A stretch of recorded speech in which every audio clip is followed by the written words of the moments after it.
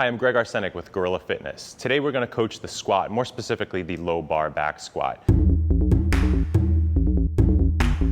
This movement is for building power, strength, and size, one of the best movements in the gym that you can perform. So we want to really make some efforts here to make sure that these movements are getting coached right and our trainees are getting the most out of this movement.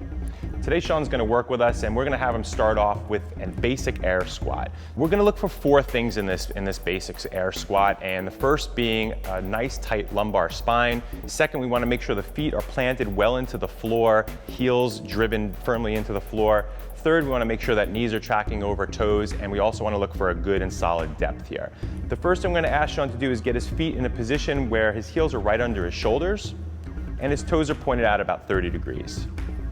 Okay. The toe position can vary from person to person depending on ankle flexibility, but for here and for general purpose, we're going to say 30 degrees.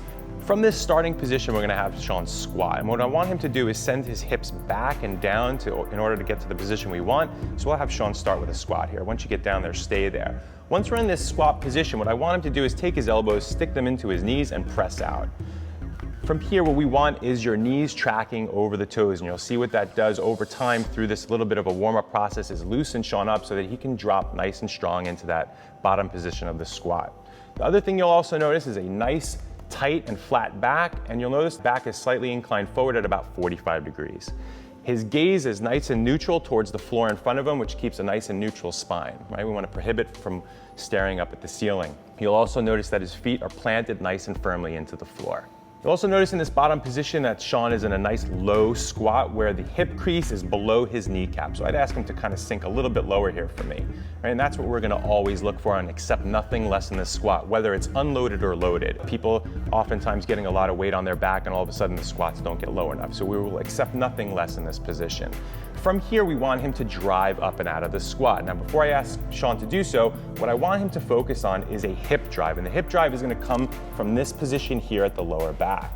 Focusing on this position and driving through the hip is going to have him signal the muscles that are necessary to drive him out of this squat position. And those muscles are your hamstring, your adductors, and your glutes. So that's where I want him to drive from. And you'll see him drive. Let's drive out of that squat from that low position and go. He'll drive up and out of that squat. Okay, let's see you get back down into that squat again for us, Sean. And again, nice, good position. Knees are out, weight is firmly planted into the floor, hips are below, and he'll drive hard out of the bottom. Go. Heels right under the hips, and let's have you squat down. Hips right back and down. Good, again, driving the knees out. Let's take your elbows and throw your elbows right into those knees and press them out for this good warm up. Good. From this position, nice tight back, and let's drive out of that bottom. Good, good hip drive. Back down again. Good, and again, pushing hard against my hand from this position. Ready, up. Good.